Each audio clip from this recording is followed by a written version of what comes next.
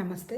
మనము త్రిపుర రహస్యం అనేటువంటి ఒక టెక్స్ట్ గురించి మాట్లాడుకుంటున్నాము అనే దానికంటే కూడా జస్ట్ శ్రవణం. అంతకంటే అంటే శ్రవణం దాటి దాన్ని 24/7 మననం చేసుకుంటూ, అంటే తర్వాత దాన్ని ఆ ధ్యాసలో ఉంటూ రైట్ ఏంటి, రాంగ్ ఏంటి, సత్యం ఏంటి, అసత్యం ఏంటి, అనుభవం ఏంటి, అంటే ఏంటి, సాక్షాత్కారం ఏంటి అనేటువంటి విషయాన్ని గ్రహించాలి అన్నట్టు మన ఋషులు చెప్పటం జరిగింది.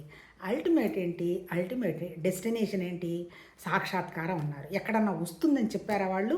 అంటే మోక్షం అనేది ఇలా ఉంది, ఇక్కడ నీకు స్వర్గం వస్తుంది, నీ పాపపుణ్యాలన్నీ పోయిన తర్వాత నువ్వు ఇలా అవుతావు అని ఆ మహానుభావులు ఋషులు మనకెక్కడా చెప్పలా. నిజం చెప్పాలంటే ఈ త్రిపుర రహస్యం కూడా 100% అద్వైత సిద్ధాంతం. భగవద్గీత కూడా అద్వైత సిద్ధాంతాన్ని బేస్ చేసుకొని చెప్పింది. నిజంగా భగవద్గీత ఏంటి, మన వ్యాస భగవానుడు భారతం రాశాడు 1,00,000 శ్లోకాలతోటి. అందులో 700 శ్లోకాలు భగవద్గీతగా యుద్ధ భూమిలో ఆ మహానుభావుడు చెప్పటం జరిగింది. అంటే అర్థం ఏంటి, వాళ్ళు ఎందుకు చెప్పారు భగవద్గీత? వాళ్ళు నిజం చెప్పాలంటే ఋషులు కానీ దేవతలు కానీ అందరూ కూడా ఆ పరమాత్మతత్వం అనేటువంటి ఒక నిరాకారమైనటువంటి జ్ఞానం యొక్క స్థితి వల్ల ఆవిర్భవించిన వాళ్ళేనని భగవద్గీతలో చెప్పటం జరిగింది. మరి ఆ నిరాకారమైనటువంటి జ్ఞాన స్థితిని ఎవరైనా చూసారా అంటే చూసామని చెప్పిన వాళ్ళు లేరు. కాకపోతే మా అనుభవంలోకి వచ్చింది అన్నారు. ఈ చూడకుండా వాళ్ళ అనుభవంలోకి వచ్చినటువంటి ఆ ప్రిన్సిపల్ని చేతిలో పెట్టుకొని ఆ మహానుభావులు ఏం చెప్పారు, ఒక 100% ఒక జ్ఞానం అనేటువంటి ఒక స్థితి ఉండడం ఉన్నది. ఆ ఉండడం అనేటువంటి స్థితి ఎవరికి తెలుస్తోంది? చితికి తెలుస్తుంది. చిత్ అంటే ఎవరు? చైతన్యం. చిత్తం జ్ఞానానికి తెలుస్తుంది. అంటే సపోజ్ ఇప్పుడు అది లేదనుకో, అది లేకపోతే ఈ చైతన్యం ఈ చిత్ అంటే ఈ ప్రకృతి వచ్చే అవకాశం లేదు. సపోజ్ ఈ ప్రకృతి లేదనుకో, అది ఉన్నదనేటువంటి విషయం అవగాహన అయ్యే కోసం లేదెందుకు, దానికి నామరూప గుణక్రియలు వచ్చి నేనున్నానని చెప్పేటువంటి స్థితి దానికి లేదు కదా. అందుకని ఆ మహానుభావులు ఆ ప్రిన్సిపుల్ని బేస్ చేసుకొని సంథింగ్ ఉన్నది, ఉండడం ఉన్నది, ఆ ఉండడం తెలియడం ఉన్నది. ఈ తెలియడం వల్ల ఏం చేస్తున్నాము, దాన్ని వ్యాపింప చేసుకుంటూ పోతున్నాము. ఈ వ్యాపింప చేసుకోవటాన్ని వాళ్ళు మహానుభావులు ప్రకృతి అన్నారు. దేన్ని వ్యాపింప చేసుకుంటున్నాము? ఇప్పుడు మన సంగతి తీసుకుందాం. ఉదాహరణకి ఏమున్నది ఇక్కడ, నాకు ఒక శరీరం ఉన్నదనేటువంటి విషయం నాకు తెలుస్తోంది. ఈ శరీరం ఉన్నదని ఎవరికి తెలుస్తోంది? నా మనసుకి, నా బుద్ధికి తెలుస్తోంది. ఎందువల్ల తెలుస్తోంది ఈ శరీరం ఉందనేటువంటి విషయం? నాలో ప్రాణం ఉన్నది కాబట్టి. అంటే ఈ ప్రాణాన్నే భగవతత్వ చైతన్యం అన్నారు. ఈ మనసు, ఈ జ్ఞానం కూడా నిరాకారమైనటువంటి శక్తే. కాకపోతే ఇక్కడ జరిగింది ఏంటి, అనుభవాల కోసము ఈ ఒక్కొక్క శరీరంలో అదే జీవ చైతన్యం ఉండి ఆ అనుభవాలని మనసు పొందుతుంది అని చెప్తున్నారు. ఇప్పుడు నిజం చెప్పాలంటే మనం చేసుకోవాల్సిన విషయం ఏంటి, మన మనసు మీద మనం పనిచేసుకోవాలి. ఇప్పుడు ఈ త్రిపుర రహస్యంలో ఏం చెప్పారు? త్రిపుర రహస్యంలో కూడా ఏ బుక్ రాసినా ఆ మహానుభావుల యొక్క మేధా సంపత్తి మనకి 100% అవగాహన అయ్యి 100% ఇది సత్యం కదా అనిపించే విధంగా మనకు అర్థమవుతుంది. ఎందుకు? ఆ మహానుభావులు వాళ్ళు రాస్తున్నది వాళ్ళు క్యాజువల్గా ఒక పుస్తకం లాగానో నవల లాగానో రాయలా, వాళ్ళ అనుభవానికి తెచ్చుకొని వాళ్ళు మనకి చెప్పటం జరిగింది. అంటే అర్థం ఏంటి, ఆ మహానుభావుల ఋషుల దగ్గర ఉంది కూడా మనసే, ఆ మహానుభావుల ఋషుల దగ్గర ఉన్నది కూడా ప్రాణమే, ఆ రాసిన వాళ్ళ దగ్గర ఉన్నది కూడా వాళ్ళ శరీరమే. వాళ్ళు ఏం చెప్పారు, ఇప్పుడు మన ఇబ్బంది పెడుతున్నది ఎంతసేపటికి ఏంటి, మన మనసు, మన ఆలోచనలు. పోనీ ప్రస్తుతంలో ఏమన్నా ఇబ్బంది పెడుతున్నాయా? ఎప్పుడో జరిగిన విషయాన్ని ఇప్పుడు తీసుకొని ఇబ్బంది పడుతూ ఉంటాం. తర్వాత జరగబోయే విషయాల గురించి భయపడుతూ ఉంటాం. మరి అలా భయపడకుండా, ఇబ్బంది పడకుండా ఉండాలి అంటే మన మనస్సును మనం ఒక విషయం మీద నిలబెట్టాలి. అంతే కదా. ఇప్పుడు పరీక్షలు రాసేవాడు ఉంటాడు. ఇప్పుడు మేమే చదువుకునేటప్పుడు ఎగ్జామినేషన్ ఉంది, 24 గంటలు చదవలేము, కానీ భయం వేస్తుంటుంది. లోపల చదవాలి అని అనిపిస్తుంది. పుస్తకాన్ని కాసేపు ఓపెన్ చేస్తాం, మళ్ళీ లోపలికి వస్తాం, మళ్ళీ ఏదైనా టీని ఏదైనా కాఫీ ఇస్తామా అని అడుగుతాము, మళ్ళీ తాగుతాం. ఇంత తాగుతున్నా ఏం చేస్తున్నా ఆ మనసు ఫోకస్ అంతా కూడా ఆ పరీక్ష మీదనే ఉంటుంది ఎవరికైనా. అట్లాగే ఏదైనా పెళ్ళికి సంబంధించిన విషయం వచ్చింది, ఒక పెళ్ళి ఫిక్స్ అయింది, అమ్మో ఎలా వస్తారో ఏంటి అనేటువంటి విషయం మీదనే ఫోకస్ అయి ఉంటుంది. అంటే అర్థం ఏంటి, ఆ మహానుభావులు గ్రహించి మనకు చెప్పింది, నీ మనసులో ఏదుంటే నువ్వు అదే చూస్తావు. అంతే కదా. ఇప్పుడు నేను ఊరికి పోతున్నాను, లేదు ఇల్లంతా అన్నీ చేసి పెట్టాను, అంత అయిపోయింది, వెళ్ళిపోతున్న వెంటనే ఇంట్లో తిన్నాడో లేదో ఉన్నారో అనేటువంటి విషయం గుర్తుకు రావడంతో నాకు మనసులోకి ఆ విషయం వచ్చేస్తుంది. ఇప్పుడు ఆ మహానుభావులు ఏం చెప్పారు, ఆ మనసులోకి అనవసర విషయాలను తీసుకురావాకు, ఖాళీని చూడటం అలవాటు చేసుకో అన్నారు. ఏంటి ఖాళీ? ఆ నిరాకారమైనటువంటి పరమాత్మతత్వం అనేది ఖాళీ. అంటే ఏంటి, ఆకాశంలాగా అది ఖాళీగా ఉన్నది. దాన్ని సత్ అన్నారు, ఉండడం అన్నారు. ఆ ఖాళీని తెలుస్తున్నది ఎవరికి? చిత్తుకు తెలుస్తున్నది. సత్ చిత్ అన్నారు. ఆ తర్వాత కొద్దో గొప్ప ఆకాశంలాగా కనపడుతున్నది అనేటువంటి విషయాన్ని అస్థి అన్నారు. తెలియడాన్ని భాతి అన్నారు. మన జీవనానికి సంబంధించింది ఏమన్నారు? మనకేమన్నారు? నామరూప క్రియలు అన్నారు. అంతే కదా. మనకు ఒక ఆలోచన వస్తుంది, దానికి అనుగుణంగా రూపాన్ని ఇమాజినేషన్ చేస్తాము, దానికి అనుగుణంగా మన శరీరం ద్వారా చేసేస్తాము. అంటే ఏంటి? ఆ మహానుభావులు గ్రహించింది అన్నిటికీ ఉన్నటువంటి పరికరం మన మనస్సు. అందుకని ఈ మనసుని ఏం చేయమన్నారు? Excuse me. తర్వాత భౌతికమైన విషయాలు వస్తున్నాయి, వెళ్ళిపోతున్నాయి కదా, అవి పర్మనెంట్గా కనిపెట్టలేదు కదా. అందుకని ఈ మనసును నువ్వు ఒకే దాని మీద ఫోకస్ ఎలా పెడతావు అనేటువంటి విషయంగా అది నాకు కావాలి కావాలి అనేటువంటి విషయం చెప్పారు. ఏం కావాలి? ముముక్షత్వం కావాలి అనేటువంటి తపన. నిన్న మనం మాట్లాడుకున్నది అదే. ఏంటి? ఇప్పుడు మనం చదువుకుంటున్న 19వ చాప్టర్ ఏంటి? జ్ఞానుల స్థితుల్లో ఎందుకు భేదాలు ఉన్నాయి అని చెప్పుకుంటున్నాం. జ్ఞానులందరూ ఒకటే, సిద్ధాంతం అంతా ఒకటే, డెస్టినేషన్ అంతా ఒకటే. కాకపోతే వాళ్ళ బుద్ధిలో తేడాలు ఉన్నాయి. ఎందుకు బుద్ధిలో తేడాలు ఉన్నాయి? వీళ్ళ వాసనలలో తేడాలు ఉన్నాయి. ఏంటి వాసన? వాళ్ళ జ్ఞాపకాలలో తేడాలు ఉన్నాయి, వాళ్ళ కోరికల్లో తేడాలు ఉన్నాయి. ఆ కోరికను అనుగుణంగానే ఒకడు కర్మానుష్ఠానాన్ని పెట్టుకుంటే, ఒకడు యోగానుష్ఠానం పెట్టుకుంటే, ఒకడు ధ్యాన అనుష్ఠానం పెట్టుకుంటే, ఒకటి లాస్ట్ స్థితి వచ్చి జ్ఞానం అన్నాడు. అనుష్ఠానం అంటే ఏంది? చెయ్యడం. అంటే ఏంటి? జ్ఞాన స్థితికి వచ్చేటప్పటికి ఇంకా చేయడం లేదు. చేయడానికి ఇక్కడ ఎవరున్నారు? ఉన్నది ఒకే ఒక జ్ఞానం, అది సర్వత్రా ఉన్నది, చేసుకుంటూ పోతోంది. కాకపోతే మనం కూడా వీళ్ళ మధ్యలో నిలబడాలి కదా. అందుకని ఇక్కడ నేను చేస్తున్నది లేదు, చేయడం జరుగుతున్నది అనేటువంటి జ్ఞానస్థితికి నువ్వు రావాలి అంటే మన బుద్ధిలో ఉన్నటువంటి మరకలు, తర్వాత ఇంప్యూరిటీస్ అంటుంటారు, అవన్నీ పోవాలి. మరి ఇంప్యూరిటీస్ పోవాలంటే మనం చేయాల్సింది ఏంటి?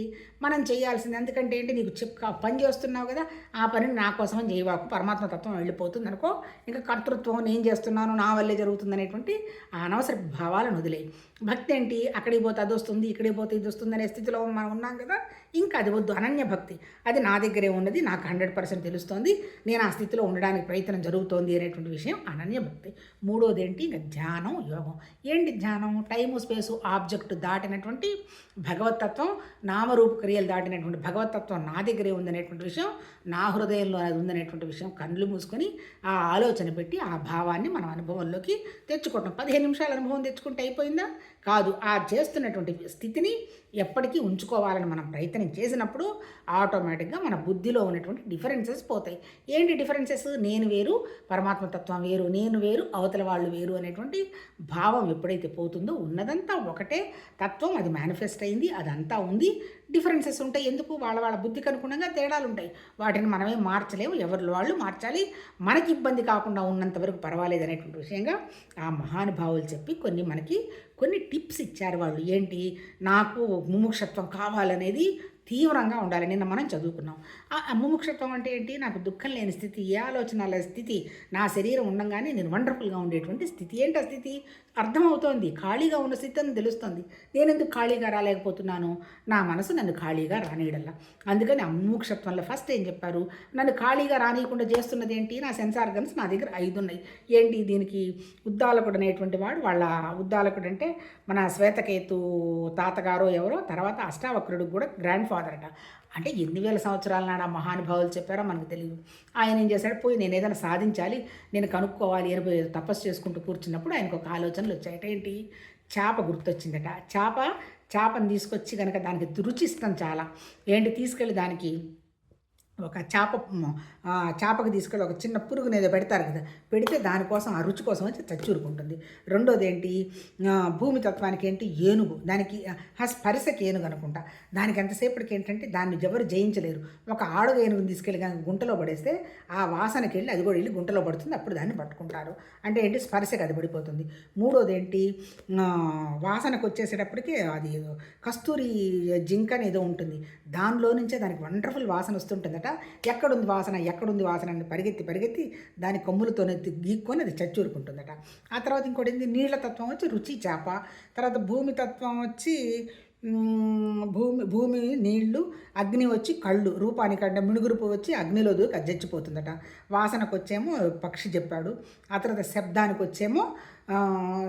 వచ్చి ఏదో పురుగులో ఏదో చెప్తారంటే అల్టిమేట్గా మహానుభావులు చెప్పదలుచుకున్నది ఏంటంటే 5 ఇంద్రియాలు ఒక్కొక్క ప్రాబ్లంతో చచ్చిపోతాయట. మరి అలాంటి 5 ఇంద్రియాల వ్యవహారం మన దగ్గర ఉంది. కళ్ళు ఏవి చూడకూడదు అది చూస్తున్నాయి, చెవులు ఏవి వినకూడదో అవి వింటున్నాయి, నోరు ఏం తినకూడదో అవి తింటున్నాయి, ఏం మాట్లాడకూడదో అవి మాట్లాడుతున్నాయి. ఆ తర్వాత ఇంకోటి ఏంటి, ఇట్లా అంటే ఏంటి, ఇటువంటి పరిస్థితుల్లో మనం ఉన్నాం. మరి అలాంటి ఇంద్రియాలను మనం కంట్రోల్ పెట్టాలంటే మన దగ్గర ఎంత శక్తి ఉండాలి? మనం అంటే ఎవరు? మళ్ళీ దశేంద్రియం, ఇంద్రియం, మన మన మనసు కూడా ఇంద్రియమే. ఈ పనులని చేయించేది ఎవరు? మనసు చేయిస్తుంది. అందుకని ఆ ఉద్దాలకుడు, ఆ మహానుభావుడు ఏం చెప్పాడు, ఇప్పుడు నాకు ముముక్షత్వం కావాలి అంటే ఫస్ట్ చేయాల్సిందేంటి, మన ఇంద్రియాలని అనవసరపు విషయాలు పట్టించుకోకుండా దానికి ట్రైనింగ్ ఇవ్వాలి. దానికి ట్రైనింగ్ ఇవ్వాలంటే మన మనసు ఏంది, మన మనసు బయట ఎదుగుతున్నప్పుడు అది ఎట్లా ట్రైనింగ్ ఇచ్చి వస్తుంది? అందుకని నాకు బయట ఏం లేదు, లోపల బయట ఒకటేను. నా మనసుని నేను కనుక పెట్టుకుంటే ఏ వస్తువు ఉన్నా ఏ వస్తువు లేకపోయినా నాకు ఆనందం వస్తుంది. నేను ఊహించుకున్నాను కాబట్టి అవన్నీ నాకు కనపడుతున్నాయి, నాకు ఊహే లేదు, నాకు కనపడే క్వశ్చన్ లేదనేటువంటి విషయాన్ని గ్రహించినప్పుడు మన మనసుని అది లోపలికి తీసుకెళ్ళడం ప్రయత్నం చేస్తుంది. అప్పుడు ఏమున్నాయి, నువ్వు బయట చూసే ఇంద్రియాలన్నీ విషయాలన్నీ లోపలే ఉన్నాయి, నీకు అసలు లోపలే లేవు, అవి బయటపడే కనపడే అవకాశమే లేదు. అందుకని లోపల సెలెక్ట్ చేసి డిలీట్ చేయడం ఎట్లా అనేది అది ప్రాక్టీస్ చేస్తుంటుంది. దాన్నే శమ దమ అన్నారు. తర్వాత ఉపరత అంటే ఇది లోపల ఉన్నటువంటి నాకు ఈ అనవసర విషయాలు లేకుండా ఉన్నటువంటి ఒక వండర్ఫుల్ జ్ఞానం నాతోనే ఉంది. దీనికి వస్తువుతోటి మనుషులతోటి సంబంధం లేకుండా కూడా ఇది వండర్ఫుల్గా ఉంటుందని మేనిఫెస్ట్ చేసుకుంటూ ఉంటుంది. శమ దమ ఉపరతి శ్రద్ధ. కాకపోతే ఈ పనులు నన్ను నేను గ్రహించుకోవడానికి, అనవసర విషయాలు దుఃఖపడకుండా ఉండడానికి, అనవసరపు ఆలోచనలు వదిలిపెట్టడానికి నాకేం కావాలి?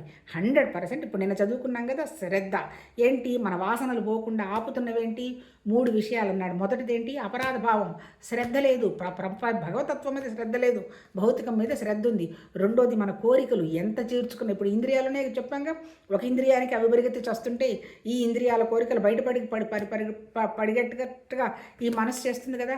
ఎప్పుడైతే ఇంద్రియాలు బయటకు పరిగెడుతున్నాయో, కోరికలు ఉన్నాయో, నేను ఆ పని చేయాలి ఈ పని చేయాలని కర్తృత్వ భావం కర్మలు వేసుకొని బయలుదేరుతున్నాం కదా, ఇవన్నీ వాసనలు.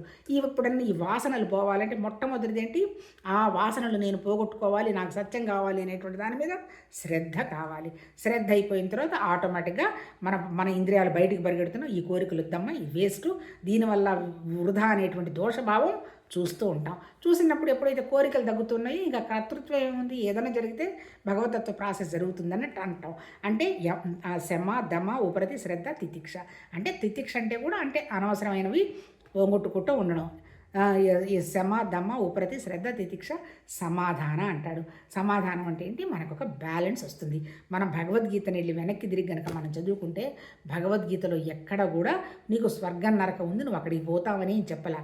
నీకు ఇచ్చిన పనిని కనుక నువ్వు పద్ధతిగా చేసావంటే, ఆ పనికి వచ్చేటువంటి సంబంధం నువ్వు పెట్టుకోకుండా ఉన్నావంటే అదే నీకు శ్రద్ధ.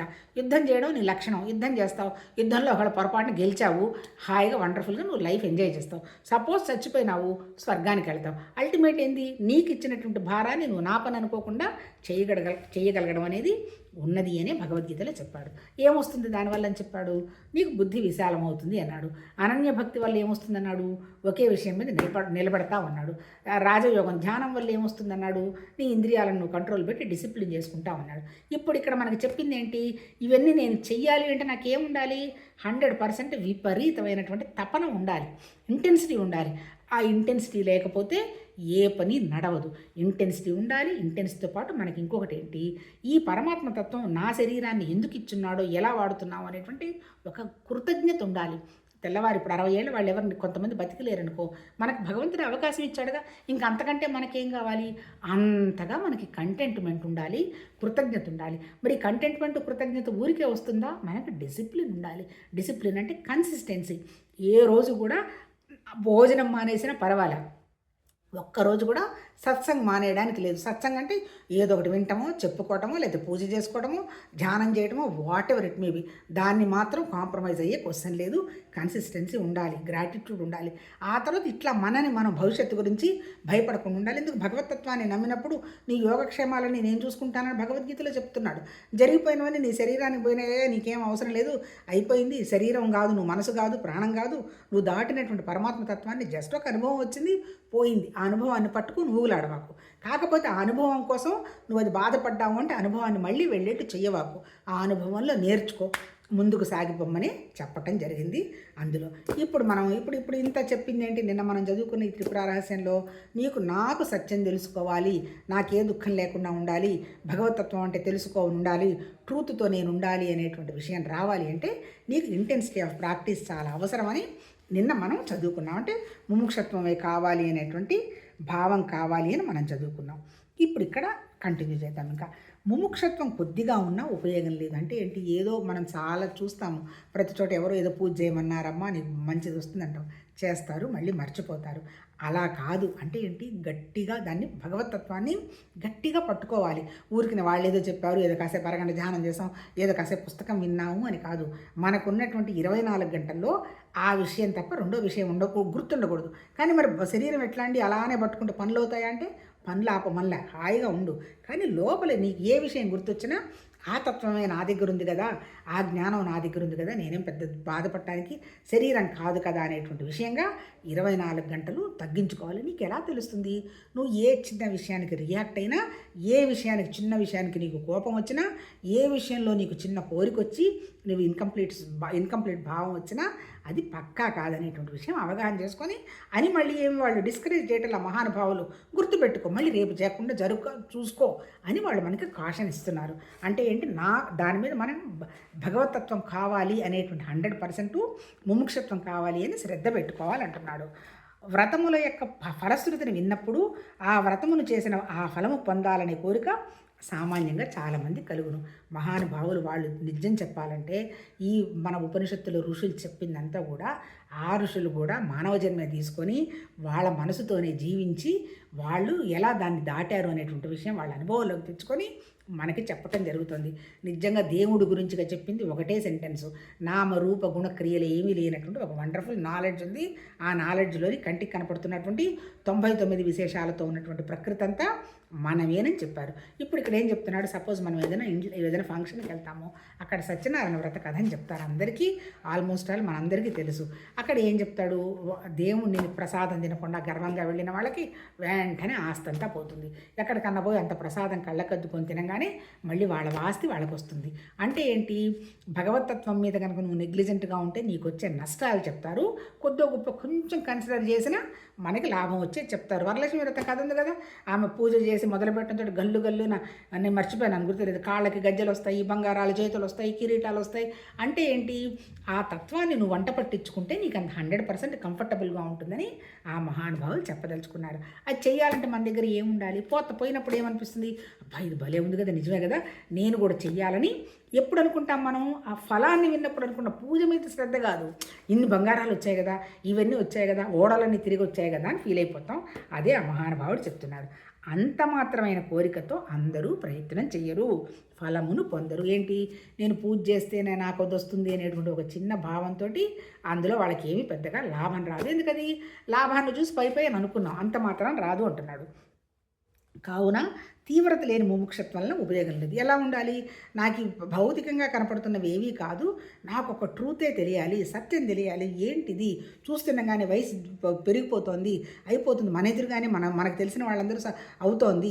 ఈ సమస్యలు ఏంటి, ఈ ప్రపంచం ఏంటి, ఈ జీవత్వం ఏంటి, ఈ మనుషులు ఎందుకు మారుతున్నారు ఏంటి అనేటువంటి విషయంగా మనకు అర్థమైనప్పుడు నాకు ఇది వద్దు, ఇదంతా ఒక నాటకం, ఈ నాటకంలో జరగాల్సిన పనులు పరమాత్మ తత్వం వల్ల మన ద్వారా జరిగిపోతూనే ఉంటాయి.